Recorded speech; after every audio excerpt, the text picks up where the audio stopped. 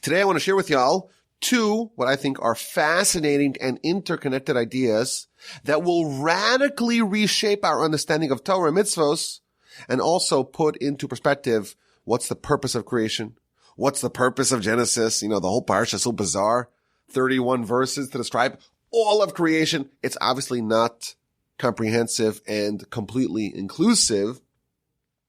What role do we have to play in this? What should we take away from this? We're going to try to do that today. Is that a bit too ambitious? Of course it is. But you listen and you tell me if I'm overselling what we're trying to do today. So let's begin just to get into the whole subject. Let's begin with the verse in the beginning of the Torah, chapter 1, verse 26 and 27.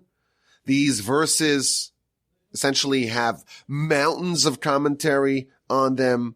There are entire books written to just explain what these verses mean, but I think it will serve as a fitting introduction to this podcast, to the inaugural maiden episode of the 6th cycle of the Parsha Podcast. And this is describing the creation of man. Vayomer Elokim, and God said, let us make man b'tzalmeinu kidmusenu, in our image, in our likeness. Let's create a human. And indeed, Vayivra Elokim es Adam, God created man b'tzalmo, in his image. B'tselem Elokim, in the image of God, he created man, male and female. This is, of course, a very shocking and stunning and befuddling and gobsmacking idea that man is created in the image of God in some way, shape, or form. Man is in some capacity comparable to God. Man is created in the image of God. What commonality does man have with the divine?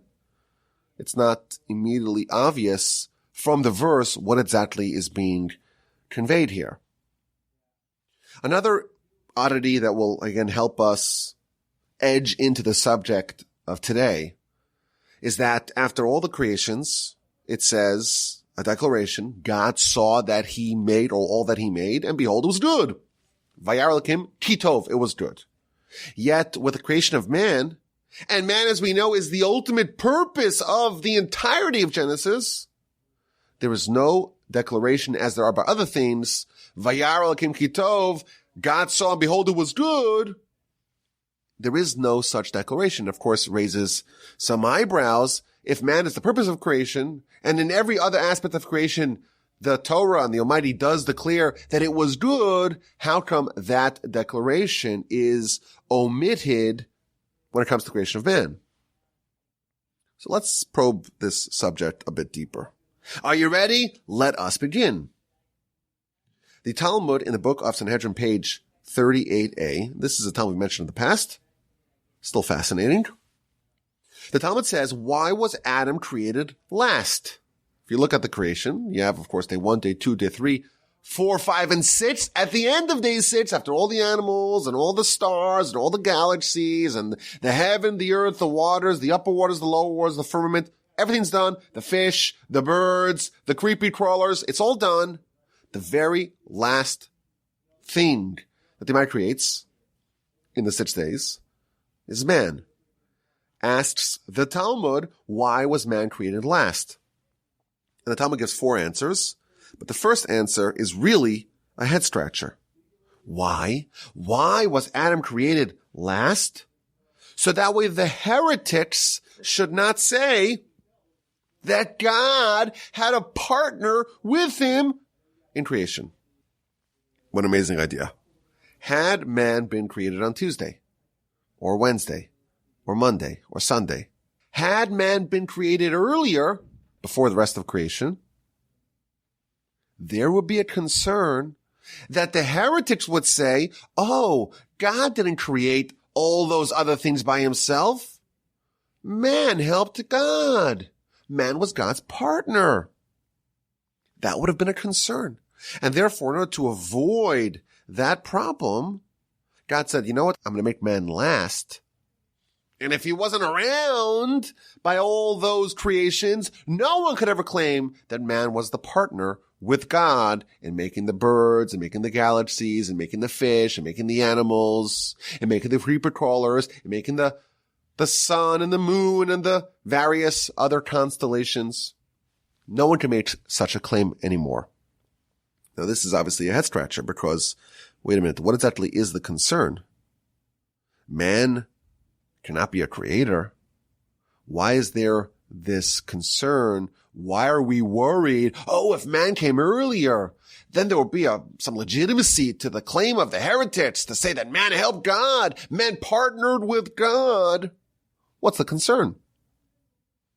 So from this Talmud, we find something fascinating, really two fascinating ideas.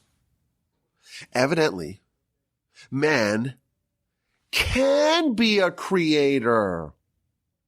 And therefore, had man, so to speak, preceded day 6, someone or the heretics could have said that man partnered with God. Man has that power. This is a massive insight. Of course, it demands an explanation.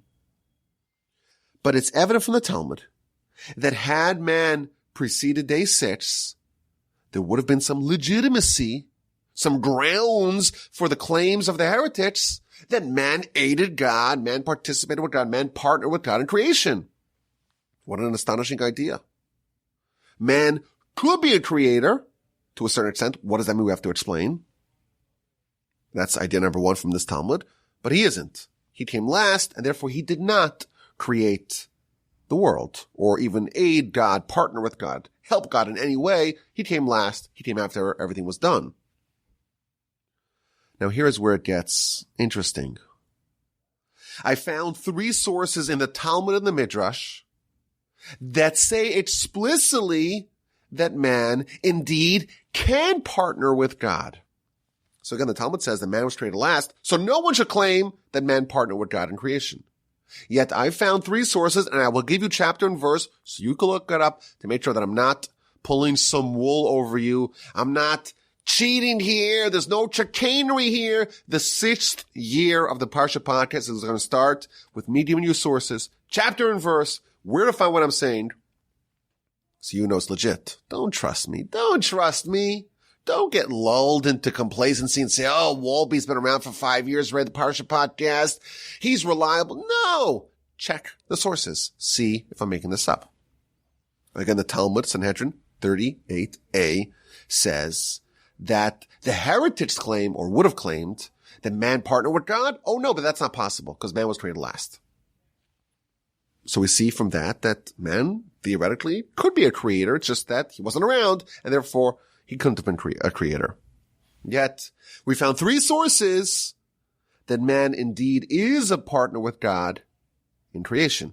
Source number 1, the Midrash in Bereishis Rabbah 43:7.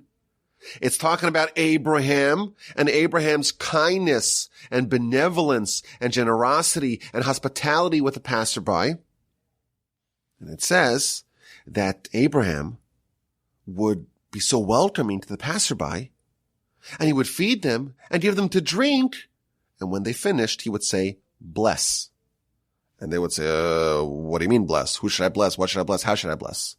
And he says, what you should say is, Baruch kel olam, blessed is the creator of the world, she'achalnu mishalo, that we have eaten from his goodness, from his gifts to us. That's how the patriarch Abraham would imbue the passerby with faith. He, of course, emerges in a world where the knowledge of God is almost non-existent, and he does hospitality, and via his hospitality, he makes others proclaim God as well. Concludes the Midrash. Amar LaKadosh Baruch Hu, the Almighty said to Abraham, Ani, me, i.e. God, lo hayashmi nekar lebriosai, my name was not known to my creations. And you made me, i.e. God, known to my creations. I am going to consider it as if you were a partner with me in the creation of the world. The exact words that the Talmud, the Book of Sanhedrin, page 38a says, we're concerned. Had Adam been created before Friday, that concern, those exact words appear by Abraham. Abraham was like a shutaf, like a partner with God in creation of the world. Now, just to be completely precise, the Talmud says that the concern of the heretics, the heresy problem, is where you would say the man was a partner. With Abraham, it says he was like a partner. So it's not identical, but the principle is the same. The Talmud says that man could be a partner, could be a creator. He just wasn't. And now we see what that means where man acts to a certain extent like a creator, partners with God. Who is the exemplar of that? Abraham, when he made the name of God known by the passerby, he was like a partner with God in creation. God was unknown in his world, and man, i.e. Abraham, he partnered with God to make God known in the world. And it's as if, says the Midrash, it's as if Abraham partnered with God in creating the world. There's a very deep insight here. God, of course, created the world, but he did not complete the creation. He left some work for us to do, and he wants us to partner with him in finishing creation. We said man is in the image of God. Just as God created the world, we too can have a share in finishing, in completing, in perfecting that creation. Abraham did it. God was unknown. The passerby didn't know that they had a creator. And that's a flaw. That's a lacking. That's a gap. There's something missing in the creation. Of course, it's a deliberate flaw. The Almighty wants us to remedy this flaw. But by doing that, by Abraham publicizing the name of God in the world, Abraham became God's partner in completing creation. That is the power of man. That's what it means to be created in the image of God. It means, just like God created, you created in the image of God, Abraham created in the image of God, partnered with God in completing this creation. Maybe we could even say that there's like the 99% of creation and then there's the 1%. Had Adam preceded the end of the 6 days, someone could have said, the heretics could have said, hey, if man can partner with God to finish the creation, well, maybe man aided God in creation itself. And that's why man had to be created last.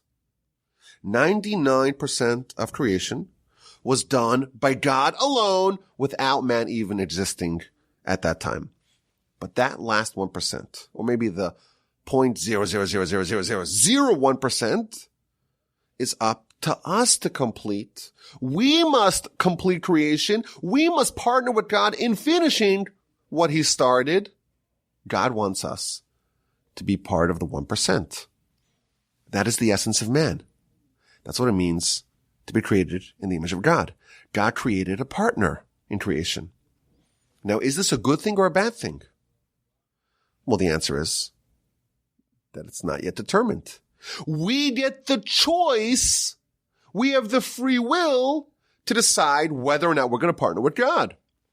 We have the choice and we have the opportunity. But we can also, of course, neglect that awesome responsibility and that awesome opportunity. And therefore, it cannot yet be determined whether or not it's a good thing. Is humanity a good thing or not? Well, God has partners. Are those good partners or bad partners? That depends on whether we do what it is that we were created to do, namely to partner with God, to complete creation, to be a creator, to complete what God started. Our mission, perhaps we can say, is to apply the classification, V'hinei tov ma'od, and behold, it was good, to apply that to ourselves. Abraham shows us how to become a partner. We have to plug in the gap that's missing. We have to publicize God in the world. We have to make his name known to all. You do that, and you are God's partner. What an amazing idea. You are aiding God, so to speak, partner with God to complete what he started, to do that 1%. That's the first instance where this terminology of man being God's partner is featured. Here are the other two. In the Talmud, in the book of Shabbos, page 119b, we read the following astonishing statement. Amar Rav Amnuna. Rav Amnuna says, whoever prays on the eve of Shabbos, and they say Vayichulu, and they quote the verse in our Parsha that the creation took 6 days, and on day 7, God ceased to create. Male Allah, because of the scripture considers it as if, ki'ilu, as if, na'aseh shutav HaKadosh Baruch Hu ma'aseh Bereishis. He became a partner with God in creation. Again, an astonishing idea. Partnering with God, creation's over and done with. No. There is still work to be done. Abraham found a world where God was not present. The knowledge of God was not ubiquitously known to all. And Abraham started the process of partnering with God to finish that. And that is what Shabbos is all about. Shabbos is to make godliness known here, to proclaim godliness in this world, to make this world indistinguishable from the spiritual world, to create parity between the heavenly realm and here, to unite the two disparate worlds, to transform this world that, by default, denies God into one that exhibits, that manifests him. Shabbos is testimony that God is the creator. And by us making that declaration, we, like Abraham, of course, with the passerby, we're partnering with God.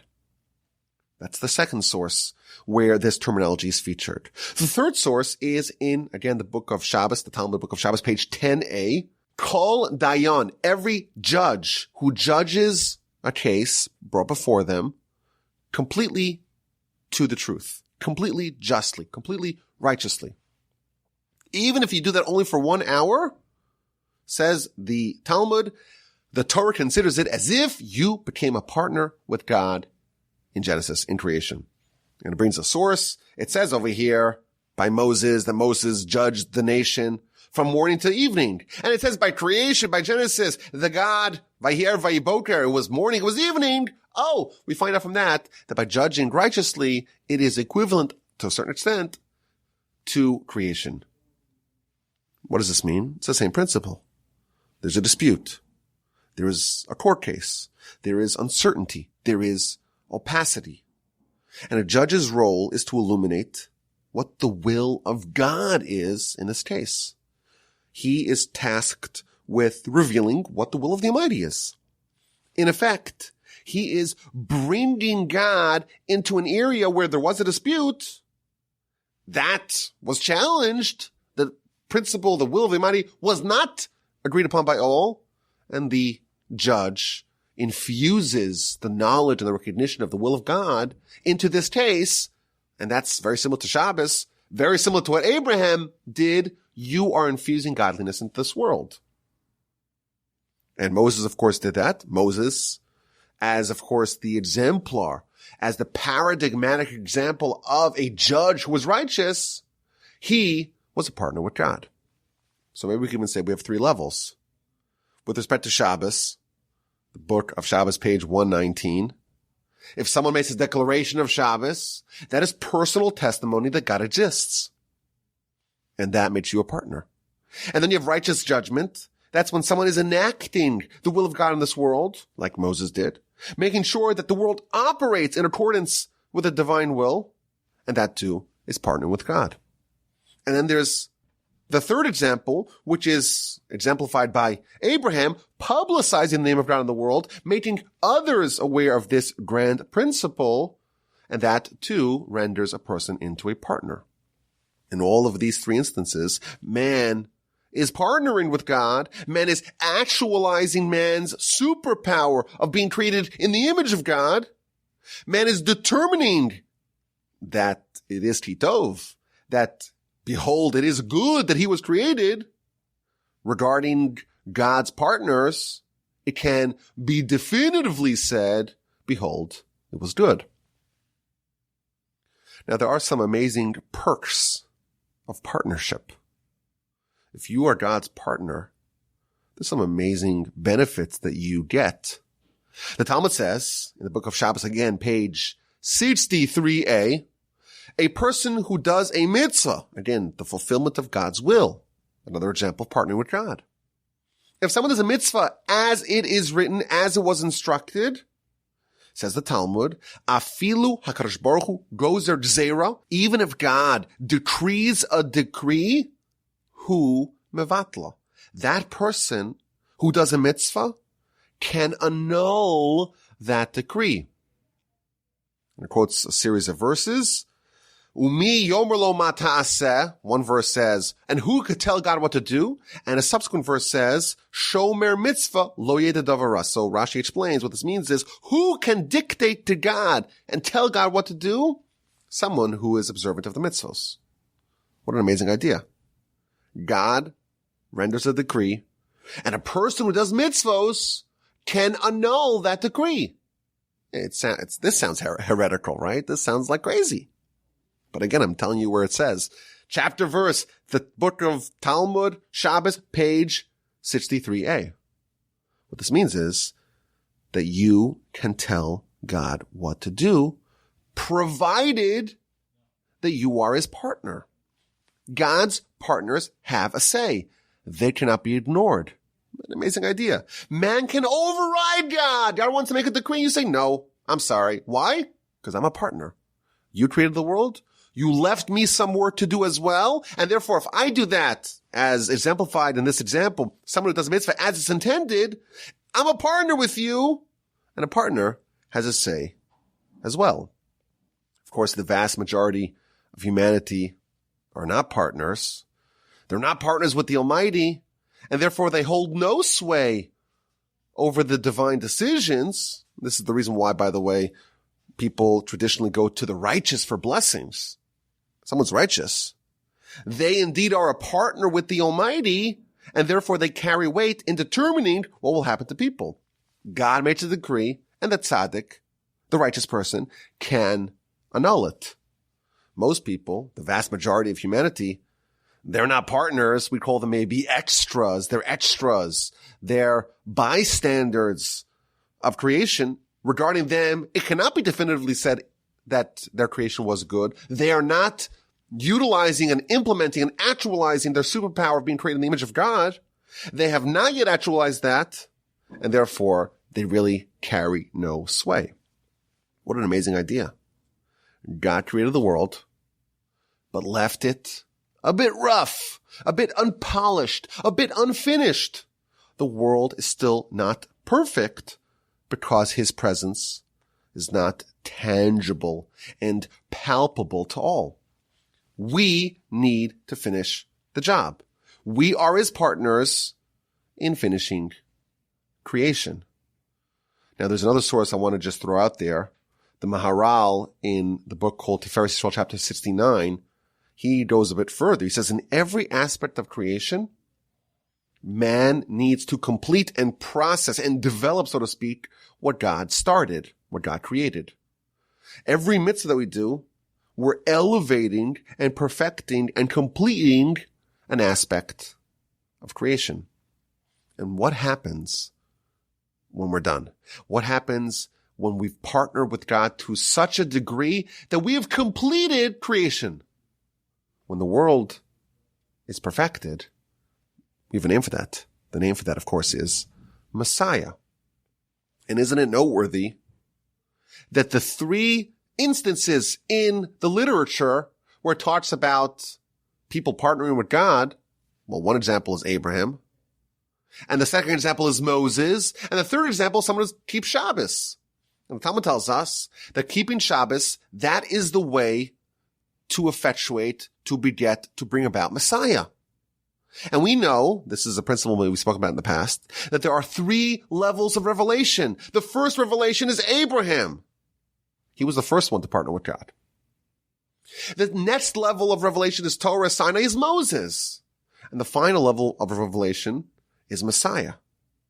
And that is when the world, the mission of the world has been perfected, it's been completed, and we can move on to the next epoch of history. There are three levels of revelation, which is another word for completion, for perfection. And the definition of Messiah is when the world has been completed, when we did our job, when we finished that 1%, when we actualized our superpowers of being created in God's image, when we've determined once and for all that our being created, behold, it was good. And we have this triumvirate of Abraham and Moses and Messiah. This is the triumvirate of partnership. What an empowering and demanding idea.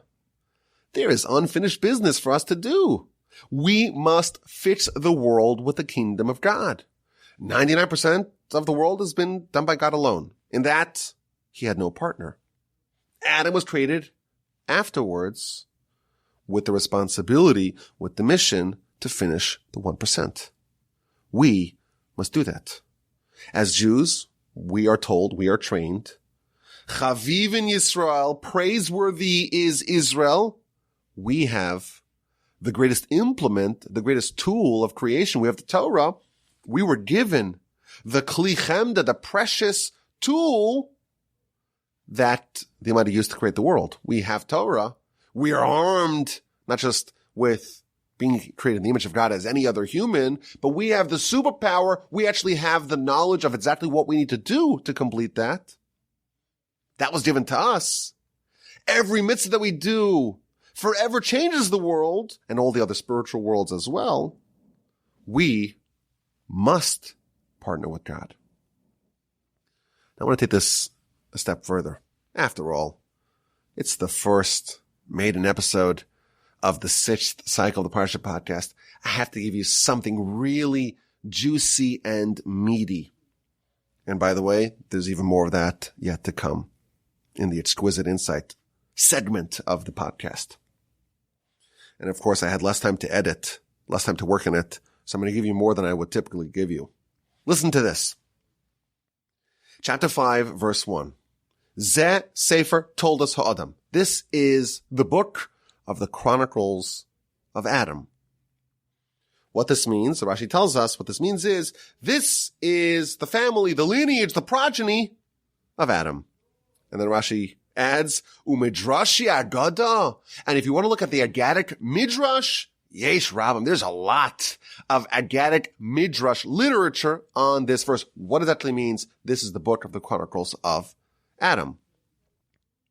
So if you look at the Talmud, this is featured in Sanhedrin 38b and in Avodah Zarah 5a. We read the following astonishing, surprising, and perplexing statement regarding this book of chapter 5, verse 1. Zeh Sefer Toldos Ha'adam. This is the book of the Chronicles of Man. Says the Talmud, there's actually a book called the Chronicles of Man. And God showed this book to Adam. And in this book, it shows dar, v'darshav, generation and generation, and those who are going to elucidate the generation. And dar v'chachamav, every generation and its wise people. Every generation and its leaders. Every generation and the people who are going to make an impact in that generation. And that book that details the history and the chronicles of man was shown to Adam. It was shown to one person as well, one other person as well, to Moses. We'll get to that in a second. And Adam had no comment, essentially, on all that he saw, with the exception, says the Talmud, of when he saw the generation of Rabbi Akiva. Once he arrived at the generation of Rabbi Akiva, samach b'toraso v'nesatzev b'misaso. He was happy, he was gladdened in the Torah of Rabbi Akiva, but he was sad, he was depressed, he was upset, bothered by the death of Rabbi Akiva. This is an amazing insight here. There's a book called the Book of Adam, the Book of the Chronicles of Adam, and it has all the secrets of what's going to happen throughout history. Obviously, this is a great mystery. It makes us wonder, of course, is there an entry for us? And what exactly does it say about us? It's very mysterious. And it raises all kinds of questions. Why did God show this to Adam? Why did God show it to Moses? Why are they broken up into generations? When exactly did God show this to Adam? How does this not tamper with free will? This is a window into God's perspective of history. If we would see it, our free will would get corrupted. And it's interesting, only Adam and Moses are documented to have seen this book, and there's a reason why only they could see it. But there's an interesting observation I want to share with you. I want to connect it to the previous idea of being God's partner. There are 3 people who are mentioned specifically in this book. So the Talmud says, again, the book of Sanhedrin, page 38b, it says that Adam saw Rabbi Akiva and was happy with his Torah and saddened with his demise.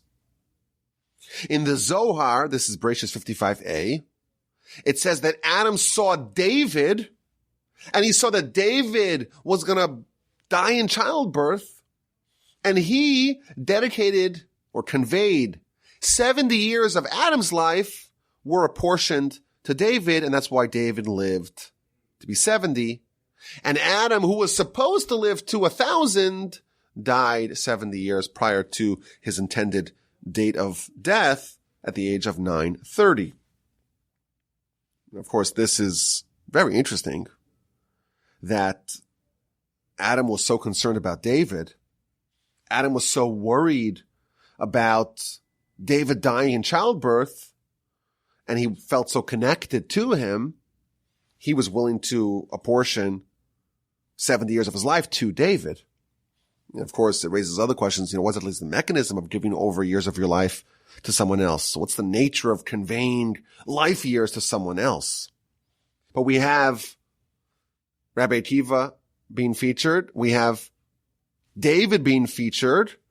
And there is a third person who is featured in this book that we know for sure.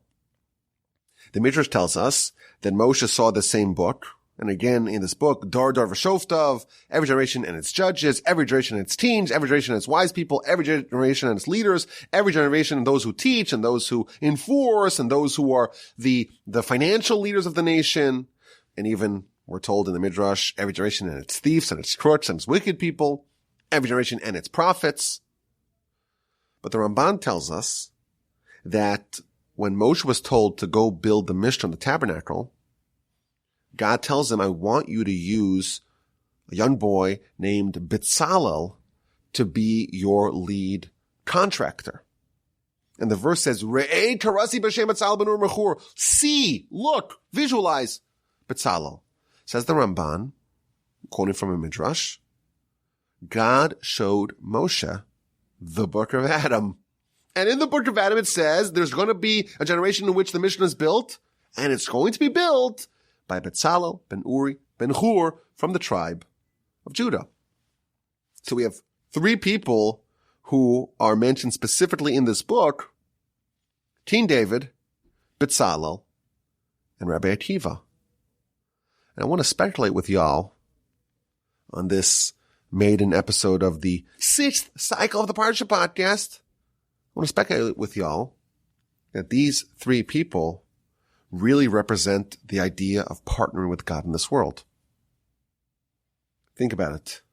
David, of course, is the monarchy, but is the Messiah. Messiah, we said, is completing the mission of partnering with God. Bringing God into this world is culminated. When that is done, that's the revelation of Messiah. Bezalel, he built the Mishkan, the temple, the tabernacle.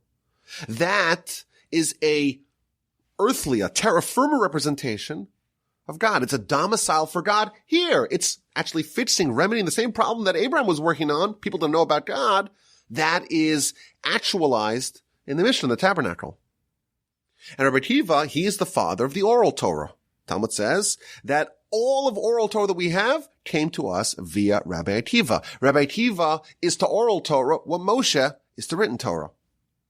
And oral Torah, of course, that is the human contribution. That's us partnering with the divine. The written Torah, it's completely the work of God. It's part of that 99%. The 1%, that's the oral Torah, and who contributed to the codification, formalization, perpetuation of the oral Torah? Number one on that list is Rabbi Akiva.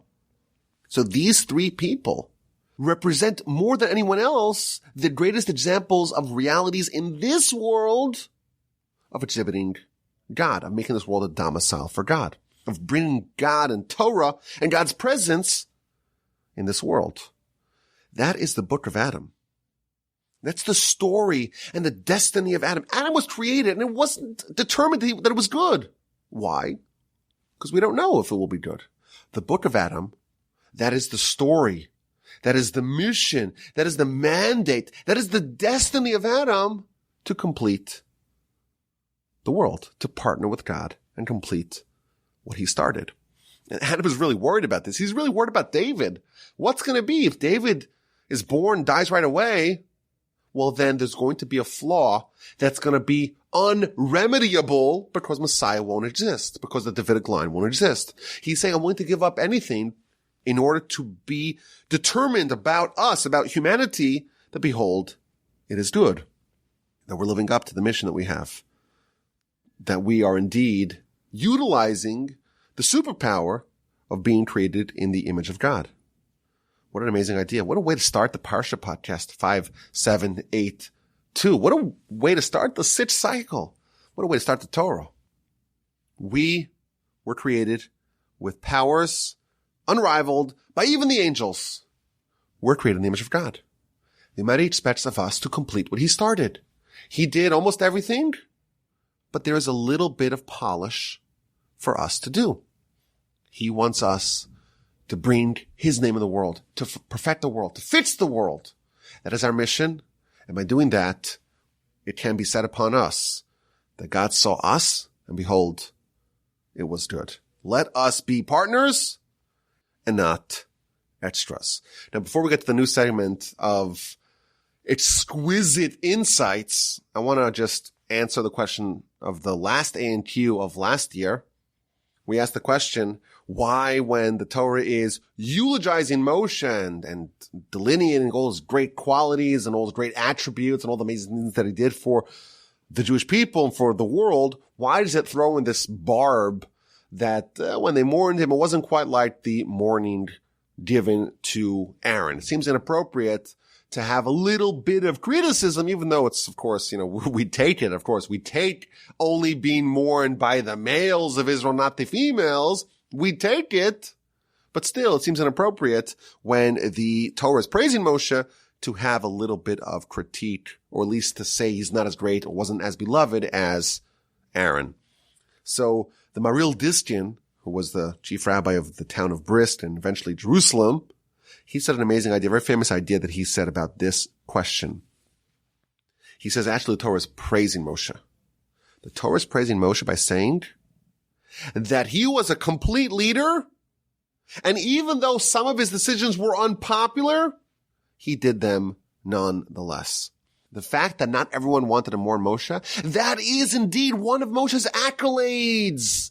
That's one of his great qualities, because a leader has to sometimes make tough decisions because that's what's appropriate. And you know what? If they're not popular, it doesn't matter. I have to do what's right. If I'm a true leader, like Moshe was, you have to do things that are unpopular. And the fact that he was, to a certain degree, at least relative to Aaron, unpopular, that indeed is a feather in his cap. A rabbi who no one wants to fire is probably not making enough of those tough decisions, those unpopular decisions that are the rabbi's mandate. To be a leader means to take a stand and to do things that may be unpopular, at least to some of the people, but they are correct. And thus it is praise for Moshe. It shows that Moshe has a backbone. He was willing to do unpopular things. Okay, let's get to this week's Exquisite Insight. This is something we're going to start off. Hopefully we'll be able to do it the whole year. Find an idea that's just a mind-blowing idea. Hopefully it'll be short, not something too long. The one I have for this week is a little bit longer than what I envision this segment being. But you let me know if you like it. If you really, really insist on continuing the A&Q, convince me, persuade me. My email address is rabbiwolbe@gmail.com. Okay, so in our Parsha, we have, of course, the sin of Adam and Eve in the garden. And then we have the dispensing of punishment, of consequences as a result to the snake, to Adam, and to Eve. In chapter 3, verse 18, we read, V'kotz v'dardar tatzmiach lach.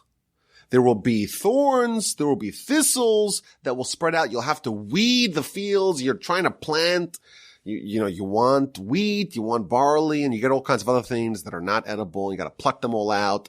It's going to be very difficult for you to make a living. It's going to be very difficult for you to bring out produce and grain because you're going to have the kotes and the dardar. Now, the Bnei Yisachar, one of the great classic Hasidic works, he has an amazing piece on this verse, the kotes and a thorn, v'dardar, and weeds will sprout out. So a little bit of background. So of course, there's the principle of gematria. We've talked about that many times. It's very helpful to know how the gematria system works. But the word coats, which means a thorn, is a gematria 196. And the word dar, which is really dar twice, each dalet is 4 and resh is 200. So it's 4 and 200, 204. Now the word coats, which means a thorn, just is very helpful to know, to understand this idea. Coats also means like a serif. So you have a serif, which is like a little dash or a little dot at the end of a letter, like a kutso shel yud. The little bit, the little jot that comes out of the yud is called the kutso shel yud, the coat, so to speak, the thorn of the yud, which is the little serif that comes out of the top of the yud. So here's the idea that the Bnei Yissaschar says, an amazing idea. Originally, man was someone who did good naturally. All evil was disdainful in the eyes of man. And then man eats from the tree of knowledge of good and bad. And now there is a mix-up. There is good and bad operating within him, and it's almost indiscriminate, and you don't really know what's good, what's bad, what should I embrace, what should I avoid. And of course, the objective of Torah is to illuminate before us, to guide us, to instruct us what's good that we should embrace, we should adopt, we should adhere to, and what's bad, that's dangerous, that's fire, that's poison, that'll kill us, and we should, of course, avoid. And that's the objective of Torah, and that's why it says about the Torah, behold, I have placed before you life and good and bad and death. Embrace life, choose life, and avoid death, avoid bad. And with every decision that we make, we are either embracing good and veering towards God, or we are embracing bad and veering away from God and veering to idolatry. And then he says something very fascinating. There's 2 verses in the Torah that are descriptions of the opposite choices that we can make. One of them is the Shema. Shema Yisrael, Hashem Elokeinu, Hashem Echad. God is one. And that, of course, is when we choose good. We're embracing God as our master. Hashem Echad, God is one. And that is, of course, the good choice to make. Now, if you look in chapter 4 of Deuteronomy, where it says that verse, the Daled is enlarged. It's like almost like when you make for a child. You make big letters. You have 11 letters in the Torah that are enlarged. One of the enlarged letters is the Daled of the word Echad. Echad, one. There is another verse that says, Lo yihiyeh b'cha el zar. You should not have within you a foreign god. Velo sishtachaveh le'el acher. You should not bow down to a different god. The word acher means different. And also in that verse, the resh, the resh, which is the last letter of the word acher, another god, different god, a foreign god, that resh is also enlarged. And he says something fascinating. The difference between the word echad, one, i.e. God, and the word acher, other, foreign god, the complete opposite of that, one of them, they both start with the same first 2 letters, aleph ches, echad, acher. The difference is the daled versus the resh. With the word echad, God is one, it's a daled. And with the word acher, a different one, it's a resh. Now, if you know what a daled looks like and a resh looks like, they are almost identical. If you look at them, like an old printing of a book where the printing wasn't quite as crisp.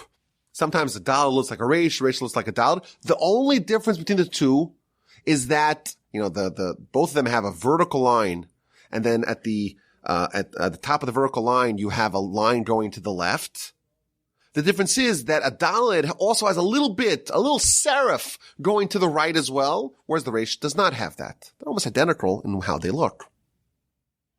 So here's the idea. The difference between echad and acher, for us, now post the sin of Adam, it's so hard for us to tell the difference. It's so hard. They look so similar. The difference, says the Bnei Yissaschar, is the coats. The coats, which means, again, the thorn in our verse, but coats also means a serif. The difference between the 2 is a serif. That's it. Just the serif on the top right, so to speak, of the letter. The Dalet has it, and the Resh does not have it. And here's another amazing thing. What is the difference in gematria between the Dalet and the Resh? Dalet is 4, Resh is 200. The difference between the two is 196, i.e. coats, which is again exactly 196. So coats is the difference between the Dalet and the Resh, between the Echad and the Acher, between the big Dalet and the big Resh, where the Torah is telling you, don't confuse these two. Look, I'm making them bigger for you. Don't confuse the two. Do Hashem Echad and don't do El Acher, don't do a different God. That's the difference. And they're different in how they look. One has the coats and one doesn't. And they're also different from each other. The Dalet and the Resh, they're different in the gematria. One has a coats and one does not have a coats.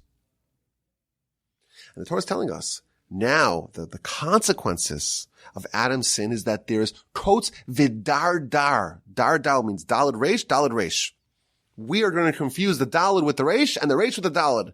And that's the result. That's the consequence of his behavior. Coats vidardar. That's the problem. Now there's the coats. There's this little tiny thing, this small serif separating the Dalet and the Resh. And now they're all conflated, mishmashed together.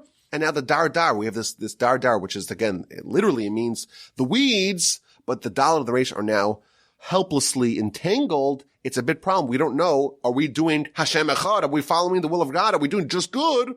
Or are we maybe, God forbid, now veering off the path and we're following El Acher, a different God? We are doing idolatry. What an amazing little piece. Now we connected, of course, the golden calf.